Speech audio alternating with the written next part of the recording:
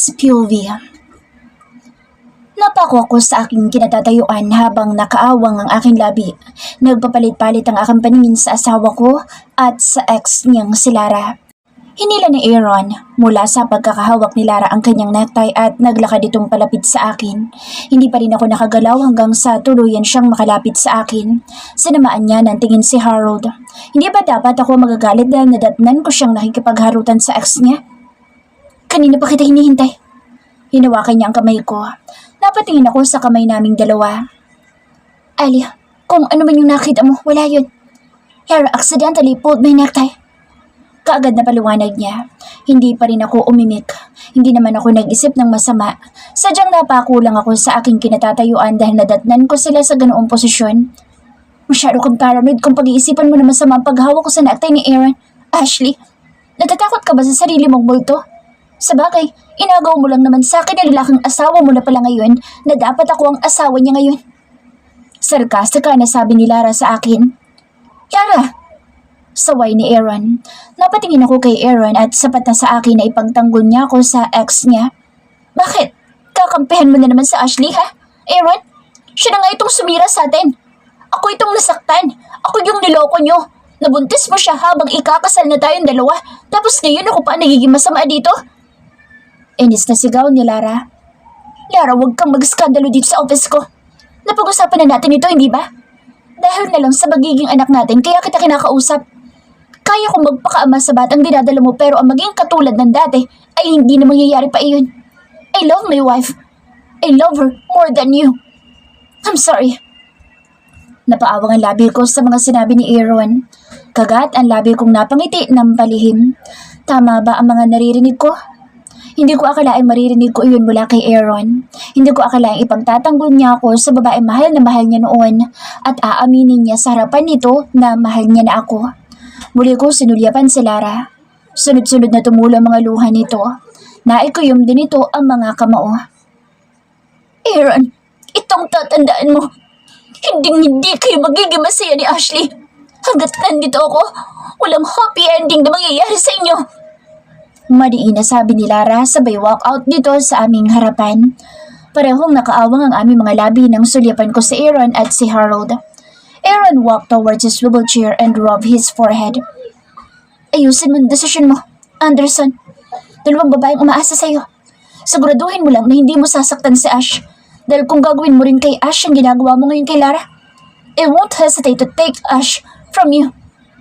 Nakakuyom ang mga kamao ni Harold na sabi nito kay Aaron. Si Aaron naman ay unti-unting tumingala dito para salubungin ang masamang tingin ni Harold. I have to go, Ash. Wala na kaming pag-uusapan pa ni Aaron. Narinig ko na lahat. He chose you over his ex. Ito lang ang sasabihin ko sa'yo, Ash. Kapag sinaktan ka ng kaibigan ko na to, huwag ka magdadalawang isip na lapitan ako. Hawak ni Harold ang mga kamay ko habang sinasabi ang mga katagang ito. Why would he hurt Ali? Bumaling ang tingin ko kay Aaron na ngayon ay nakatayo na. Why, Anderson? Didn't you hurt Lara's feelings? If you did it to Lara, it's not unlikely that you can do that. The same to Ash. I will never hurt Ashley because I love her. Sagot ni Aaron. Nagkasamaan na naman ang tingin ang dalawa. Ilang segundo lumipas, nagbago din naman ang reaksyon ni Harold. Sinabi mo rin niya noon kay Lara. Siguraduhin mo lang na mamahalin at aalagaan mo si Ashley. Aaron, magpaparaya ako sa iyo ngayon. But the moment you hurt her, I will come back and take her back from you. Mahinahon na sabi ni Harold. Napalunok ako sa sinabi niya. Tumingin siya sa akin na ilang segundo bago ito nagmamadaling tumalikod at naglakad ng palabas ng office ni Aaron. Aaron, sigh. Tumingin siya sa akin. Ali, come here. Tawag niya sa akin. Nagdalawang isip ako na lumapit sa kanya. Gusto ko mag-sorry kay Lara. Alam ko kung gaano kasakit para sa kanya mga sinabi ni Aaron lalo pa at mahal niya pa rin si Aaron. Sa huli, lumapit ako kay Aaron. Hindi mo na dapat sinabi kay Lara iyon. Sabi ko sa kanya. Why not? Tumaas sa mga kilay niya. Masakit iyon para kay Lara. Mag-sorry ka sa kanya. Sa po ang kanyang noon na tumingala sa akin.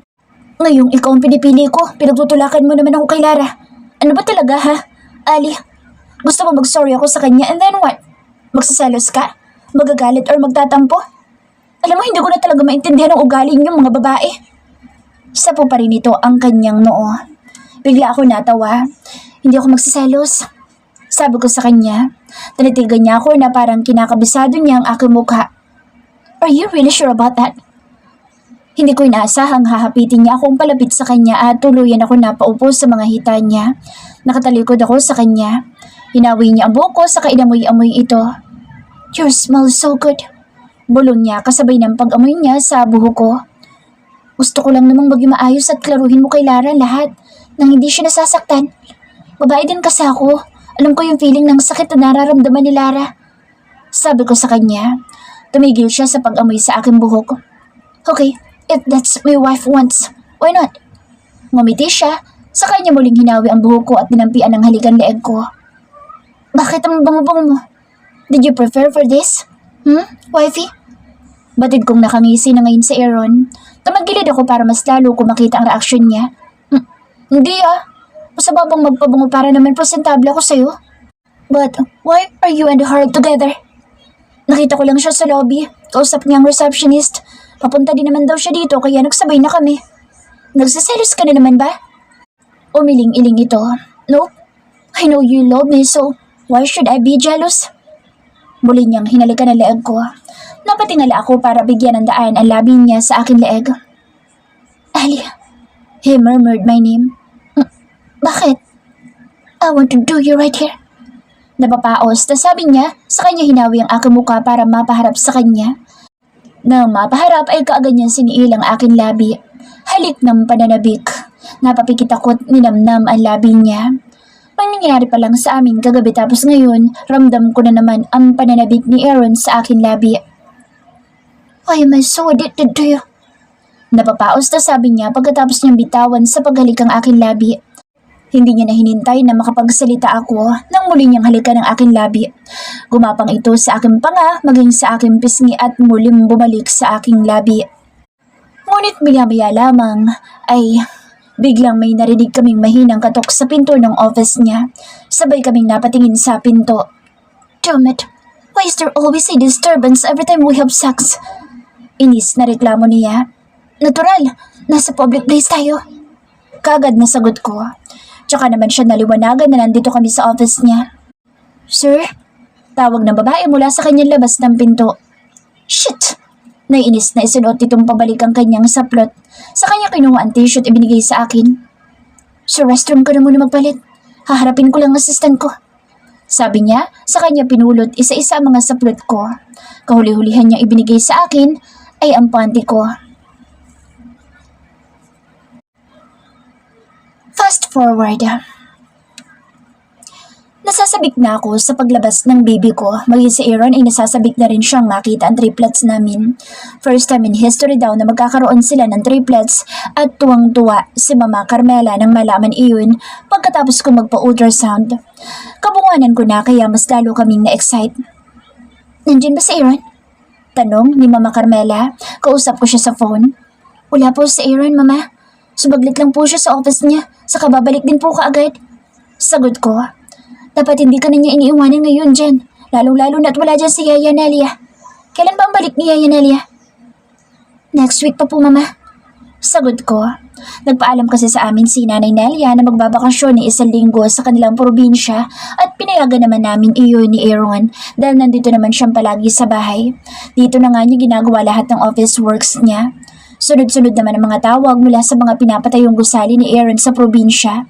May pinapatayo din pala siyang village pero hindi na ako nagtanong kung saan iyon. Gusto mo bang puntahan kita dyan ngayon?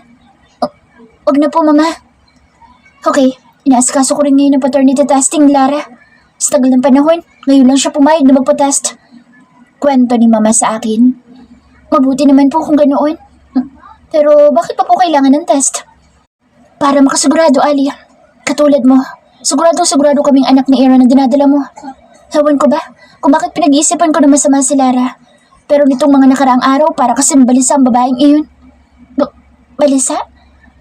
Bakit naman po naging balisa si Lara? Tinatanong ko na siya about dyan pero ang sagot niya, natatakot daw siyang manganak. Pero may kutob akong may iba pa siyang dahilan. Ngayon nga, umalis na naman. Hindi ko alam kung saan na naman nagpunta. Sumbong ni Mama sa akin. Ganun po ba? Maging ako ay napaisip na rin. Bakit ba si Aaron ang naisip ko? Siguro naman hindi sila magkikita ng palihim ni Lara. Napatingin ako sa pool nang marinig kong may nag-doorbell. Mama, ibababa ko na po yung tawag niyo. Meron po kasi nag-doorbell. Paalam ko dito. Okay. Oops, Ali. Pahabol ni Mama. Bakit po? Huwag ka magbubukas ng pinto kung hindi mo naman kilala. Wala dyan si Aaron. Opo, Mama, pero dumaan naman po siguro sa security guard yung nag-doorbell. Kaya sigurado po ako na kilala ni Manong guard at kilala yung nag-doorbell. Mama, baka sila Irish po yung dumating. Ibababa ko na po. Sige. Naglakad ako para buksan ang main door. Tama naman at nandito ako sa sala kaya mabilis ko lang na narating ang pinto. Ilang beses na paulit-ulit itong nag-doorbell. Natigilan kasi ako sa paglalakad dahil biglang sumakit ang balakang ko pero kaagad din namang nawala. Nasa pintuan na ako para pagbuksan kung sino man ang bisita na ito. Nang buksan ko ito ay ganoon na lang ang panlalaki ng mga mata ko nang mabungaran si Lara. Lara? Hindi makapaniwalang sambit ko. Dire-diretso ito na pumasok sa loob. Medyo itinulak pa nga niya ako.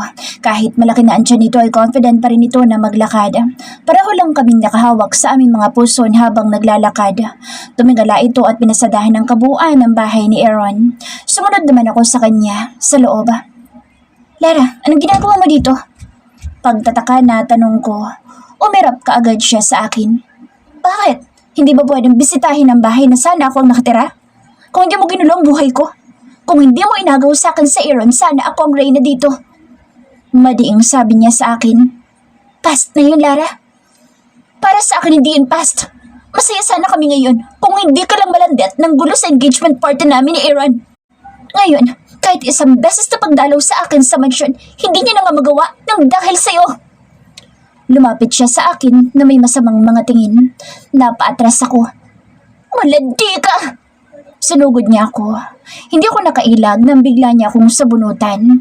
Hinila niya ang buhok ko kaya't kaagad kong hinawakan ang kamay niya. Lara, tama na! Sigaw ko habang hawak ang mga kamay niya. Total, wala na rin naman ang kwenta kung hindi ko naman kasama sa Aaron. Mas mabuti pang mawala yung dinadala mo. Sigaw niya. Sa kanya ako itinulak. Mabuti na lang napasandal ako sa wall at naitukod ko ang aking mga siko sa pader para hindi masyadong tumama ang likod ko sa pader. Ngumisi ito at muling lumapit. Lara, itigil mo to! Magkakasakitan tayong dalawa kapag pinagpatuloy mong pananabunot mo sa akin. Pinagbantaan ko siya. Natatakot ako na baka sa pagsasabunutan na ito ay may mangyari masama sa mga dinadala namin. Wala akong pakialam. Ang gusto ko lang ay masabunutan ka dahil malandi ka. Sinugod niya na naman ako at muling sinabunutan. Hinawakan kong muli ang mga kamay niya ngunit nang hawakan ko ay mas lalo lang humihigpit ang pagkakasabunot niya sa buhok ko. Lara, tama na! Sigaw ko. Saka naman ako nakahanap ng paraan para masabunutan ko din siya. Pareho na kaming nakasabunot sa isa't isa. Aba, talagang lumalaban ka? Mas lalong humigpit pa ang pagkakasabunot niya at tila mapupunit na ang anit ko sa ginagawa niya. Kung buhay ng anak ko ang nakataya, lalabanan kita, Lara! Madiing sabi ko sa kanya. Bigla siyang tumawa. Enveloped. Gusto mo rin bang mawala yung triplets mo? Dahil ako, wala akong pakialam kung makunan man ako dahil wala din naman sa Aaron sa akin. Hindi ko rin naman kapiling ang lalaking mahal ko dahil nasa sayo. Sagaw niya. Mas lalong naging mariin ang pagkakasabunot niya sa aking buhok. Sobrang sakit na ng anit ko kaya itinulak ko siya ng malakas at sa wakas ay nabitawan niya ang buhok ko. Ngunit nanlaki ang mga mata ko nang makitang napaupo sa sahig si Lara. Bumilog ang bibig ko kasabay ng pagtakip ko sa aking bibig. Lara? Isang boses na nagmula sa pintuan. Napatingin ako sa pinto nang makitang nakatayo na doon sa Aaron at nanlalaki ang mga mata na nakatingin kay Lara. Kaagad nagmadali lumapit sa Aaron kay Lara. Lara, ayos ka lang? Tinanong niya kaagad ito. Biglang tumulo ang luha ni Lara habang ako'y nakatakip sa aking bibig.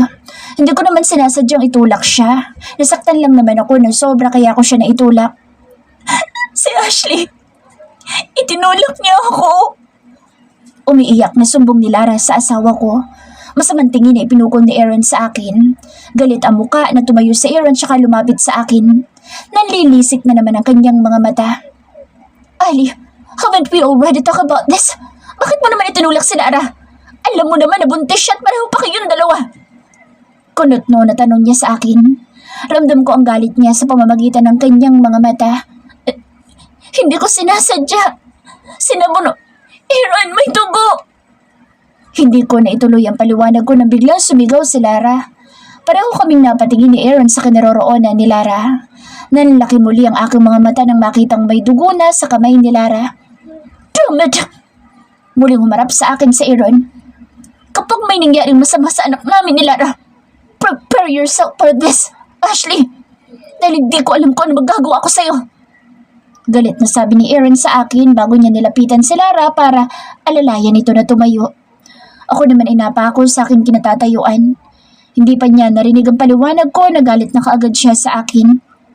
Si Lara na kaagad ang kinampihan niya. Tanaw ko na lang na inaalalayan ni Aaron si Lara palabas ng bahay. Tumulo na lang ng kusang aking mga luha. Nagalit na kaagad siya sa akin ngayong hindi niya pa naririnig ang paliwanag ko. Kung ano yung nakita niya, yun lang ang pinaniwalaan niya kahit may dahilan kaya ko na itulak si Lara. Sa wakas na igalaw ko rin ang mga paa ko para sundan sila sa ospital. Gusto ko malaman kung anong kalagayan ni Lara.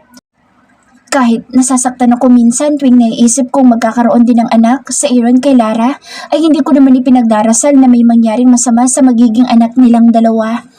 Pumara kaagad ako ng taxi. "Manong, pakisundin po yung sasakyan na iyon." Nagmamadaling turo ko sa kotse ni Aaron na kaalis lang. Habang nakasunod kami sa kanila, panay naman ang pagtulo ng aking mga luha. Nanginginig din ang mga kamay ko at kinakabahan. Hindi ako mapakali sa loob ng taxi.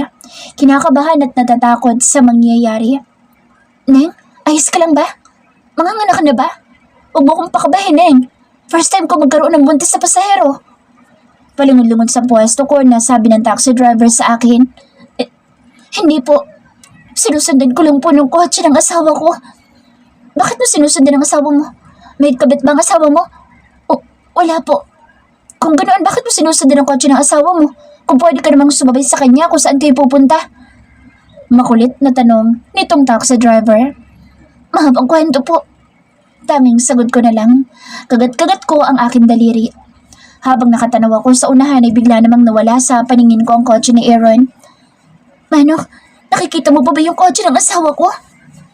Kumakamot sa ulo na tanong ko dito. "Hala, ma'am, hindi ko na nakikita. Mukhang lumiko po yata sila sa ibang direksyon." Sagot nito. Napangiwi ako. "Meron po ba kayong alam na pinakamalapit na ospital dito, Manong?" Tanong ko dito. Natagalan bago sumagot si Manong taxi driver. "Ang alam ko, may malapit na private hospital dito. Sa De La Salle Memorial Hospital. Doon po tayo pumunta, Manong." Kaagad na question ko dito at hindi naman na ito nagtanong pa kung hindi ay binilisan na lang ang pagmamaneho. Nang makarating sa ospital ay kaagad din naman akong bumaba. Kahit medyo hirap na ako maglakad at nakakaramdam na rin ako na gusto na magbanyo ay ipinagpaliban ko na lang para malaman ko kaagad ang kalagayan ni Lara. "Mag-iingat ka, Ineng." Pahabol pa ni Manong taxi driver. Kinawayan ko din ito. Papasok na ako sa loob ng ospital. Kaagad kong tinanong ang pangalan ni Lara pero hindi ko alam kung anong apelyido ni Lara kaya hindi rin nila nasagot ang tanong ko. Kaagad ko naisip si Aaron. Muli kong hinarap ang nurse na nasa lobby. "Kasama po na pasyente si Aaron Anderson. Meron po ba?" Kaagad na tanong ko dito. "Wait lang po, ma'am. Titingnan ko lang po." Kaagad na tinignan ng nurse ang nakalag doon. "Ma'am, meron po. Nasa patient room 55 po sila, ma'am. Buntis po ang kasama niya at tinurugo." Sagot ng nurse sa akin. "Salamat." Kaagad ako naglakad para kaagad na mapuntahan ang kinaroroonan ni Lara. Sapo kong aking tiyan habang naglalakad. Ilang minuto din bago ko narating ang kinaroroonan ni Lara. Napalunok ako. Nakita ko nakaawang naman ang pinto kaya tinulak ko na lang ito. Hindi na ako kumatok pa. Nanlaki na lang ang mga mata ko nang madatnan si Aaron na nakatunghay habang nakahiga sa patient bed si Lara at hinahalikan ni Aaron sa labi. Napanganga ako sa nakikita ko ngayon. Biglang bumilis ang tibok ng puso ko. Biglang bumagsak ang butil ng aking luha. Nanatiling nakaawang ang aking labi. Hindi nakagalaw. Napako sa aking kinatatayuan. Hindi ko alam kung ano ang gagawin pero isa lang alam ko. Nasasaktan ako ng sobra. Bakit? Bakit kailangang halikan ni Aaron si Lara? Kailangan ba talagang maghalikan silang dalawa? Sumikip ang dibdib ko. Tumalikod ako habang patuloy ang pagbagsak ng aking mga luha. Kahit punasan man ang aking mga palad ay patuloy pa rin na bumabagsak ang luha ko. Pumunta ako dito para malaman ang kalagayan ni Lara pero ito lang palang madadatnan ko. Tumalikod akong sumisikip ang dibdib ko hanggang sabaybayin ko ang pasilyo ng ospital. Habang naglalakad ay biglang subakit ang balakang ko. Patuloy pa rin ang pagbagsak ng luha ko. Natigilan ako nang may humarang sa daraanan ko. Miss, sumama ka sa amin. Huwag kang gumawa ng kung ano man na ingay dahil kapag ginawa mo iyon, siguradong sasaksakin kita. Nanlaki ang mga mata ko dahil sa sinabi ng isang lalaking kasamahan nang humarang sa akin sa pasilyo na walang medyo tao. Sino kayo? Kinakabahan na tanong ko sa mga ito. Huwag ka na magtanong.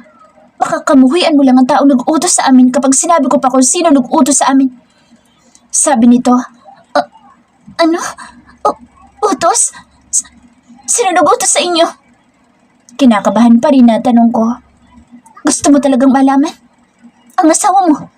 Siya ang nag-utos sa amin na burahin ka na sa mundo. Ano? Mas lalong bumilis ang tibok ng aking puso and at the same time, ang lakas ng kaba na nararamdaman ko sa pagkakataong ito. Third person's POV. Tumunghay si Aaron para sana iusin ang pagkakahiga ni Lara nang hilahin siya ni Lara at halikan sa labi. Hindi niya kaagad na itulak si Lara dahil nabigla na naman siya sa ginawa nito. Aaron, salamat. Sambit ni Lara pagkatapos ng halik. Don't mention it. You're carrying my son, kaya huwag kang magpasalamat. Ginawa ko lang ang dapat.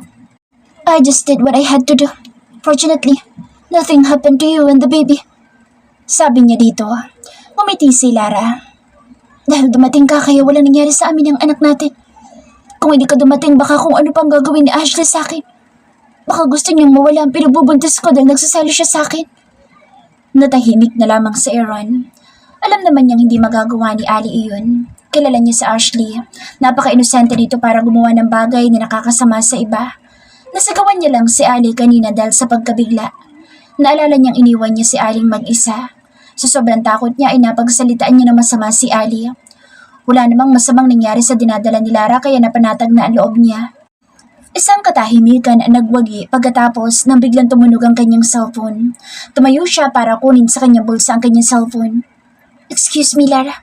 I'll just answer mom's call. Paalam niya kay Lara. Lumabas siya sa room ni Lara at sinagot ang tawag ng ina. Tumingin pa siya sa paligid bago sinagot ang tawag ni Senyora Carmela. Hello, Mom? Sagot niya. Nasaan ka ba, Aaron? Kanina pa kita tinatawagan pero hindi mo naman sinasagot. Maging sa Ashley, hindi ko rin makontak. Nag-aalalang sabi ng ginang. Nandito ako sa... Hindi na ituloy ni Aaron ang gustong sabihin na magsalitang muli ang ginang. There's something you need to know about Lara. Kaagad na sabi ng ginang. About Lara? What is it? Hindi mo anak ang dinadala ni Lara. Kayo lang dumating ang result ng paternity test niya at hindi mo anak ang dinadala niya. Walang paligoy-ligoy na sabi ng ginang. She tricked us. Dagdag pa ng ginang. Aaron's lips parted in no time after hearing what his mother said and dropped the hand that was holding the cell phone. His lips parted and he remembered that he had spoken hurtful words to Ali. Aaron? Aaron, nandiyan ka pa ba? Naririnig niyang tawag sa pangalan niya ng senyora sa kabilang linya. Hindi niya na ito sinagot kundi kaagad niyang binaybay ang pasilyo ng ospital para umuwi, para mag-sorry kay Ali. Gusto man niyang kumprontahin si Lara pero mas nauna niyang naisipan na puntahan si Ali sa bahay para mag-sorry kaagad dito sa mga masasakit na salitang binitawan niya kanina. Third person's POV. Pagdating ni Aaron sa bahay ay tahimik ang sumalubong sa kanya. Walang Ashley na nadatnan. Kahit halugugin pa niya ang sulok ng bahay niya ay hindi niya makitang asawa. Ali! Sunod-sunod na sigaw niya sa pool ngunit walang sumasagot. Sa buong kanyang noo na napaupo sa sun chair. Mula sa bulsa ay hinigit ang kanyang phone para tawagan ng asawa ngunit out of coverage ito. Alam ko nagtatampo ka, please. Sagutin mo yung tawag ko. Sa puang noo na sabi niya habang patuloy ang pagdial sa number ng asawa. Paulit-ulit lang din ang sagot ng linya. Out of coverage ang kanyang tinatawagan. Ali, where are you? Sapo pa rin ang noo na sambit niya habang nakatitig sa screen ng kanyang phone. Tumayo siya para lumabas. Kagad siya nagpunta sa garahe kung nasaan ang kanyang kotse. Huminto siya sa guardhouse at tinanong security guard. Guard, nakita mo bang asawa ko na lumabas? Naniningkit ang mga mata na tanong niya sa guard dahil sa tirik ng araw na tumatama sa kanyang mukha. Oo sir, sumunod siya sa inyo na lumabas. Pumara siya ng taxi at mukhang sunundan niya yata kayo. Sagot nito. Napaisip siya na baka nakita ni Ali ang paghalik ni Lara sa kanya sa ospital. Kagad niyang pinaharurot ang kotse pagkatapos ng sinabi ng guard. Dumiretso siya sa mansyon ngunit wala din si Ali. Ano ka ba naman, Aaron? Mas inuna mo pa si Lara kaysa sa asawa mo? Paano na ngayon yan? Saan natin hahanapin si Ashley? Sermon ng senyora. I will find Ali. Magsasorry ako sa kanya. Habang nakaupo sila sa couch. Ang taong ayaw magpakita, hindi mo talaga makikita, Aaron. Katulad ng momo. Kahit anong hanap ko noon, kapag siya nagtago, mauubos lang ang buhok mo pero hindi mo mahanap ito. Huwag lang sanang si Ashley tumulad sa mama mo. Dahil kapag nagkataon, mahirapan ka makita mag-ina mo. Kaagad naman na sumabad si Senyor Rafael. Muling hinimas ni Aaron ang sariling noo at tumayo. I will find her. I don't want to just sit here while waiting for the call of the private investigator you hired. Kagad na naglakad si Aaron palabas. Iniwan ang mag-asawa. Nasa labas na siya na maisipan niyang puntahan si Harold. Doon lang naman pwedeng pumunta si Ali at doon ang palaging takbo ni Ali kapag nagtatampo sa kanya. Napangiti siya nang makapasok sa kanyang kotse. Nakasisigurado siyang nasa bahay nila Harold si Ali. Nagtampo lang ito at konting suyo niya lang ay mapapatawa din siya ng asawa. Nang makarating sa subdivision ay tuloy-tuloy lang ang kanyang pagpasok. Naka-open ang gate ng bahay nila Harold. Kaya tuloy-tuloy din siyang pumasok dito pagkababa ng kotse. So sobrang excited makita si Ali ay tuloy-tuloy siyang pumasok. Nakaawang ang main door kaya tuluyan niya nalang itinulak ito. Nang maitulak ay napako siya sa kanyang kinatatayuan nang makitang may kahalikan si Harold.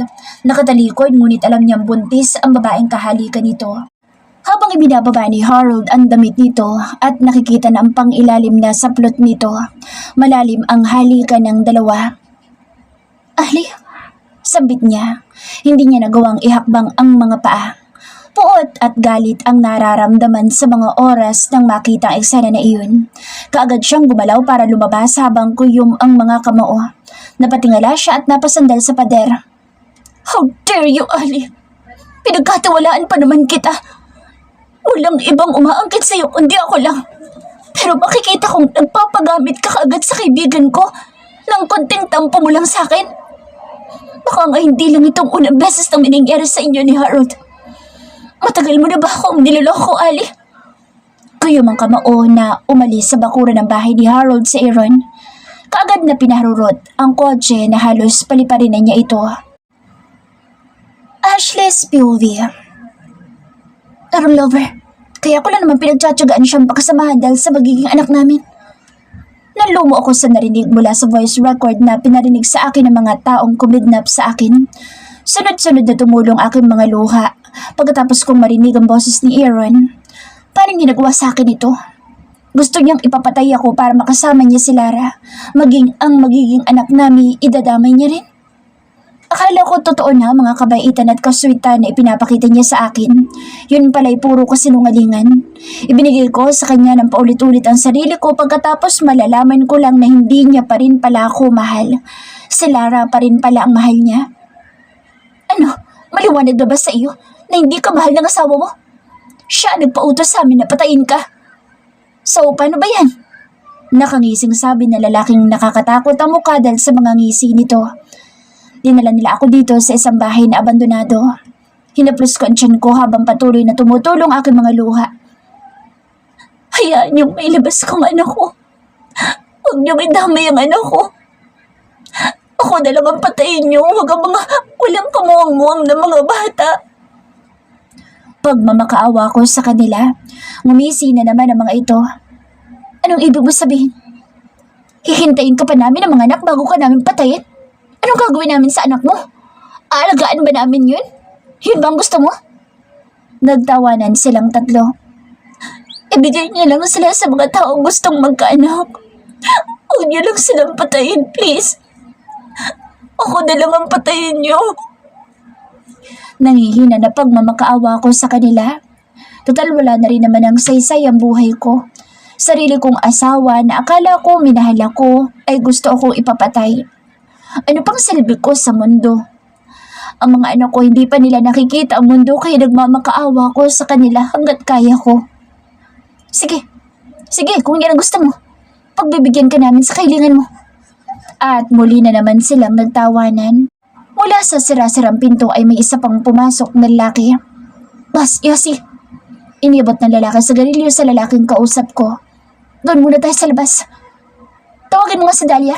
Sabihin mo pakainin niya ang babaeng ito. Utos ng lalaking pinakausapan ko. Siya siguro itong boss sa kanilang apat.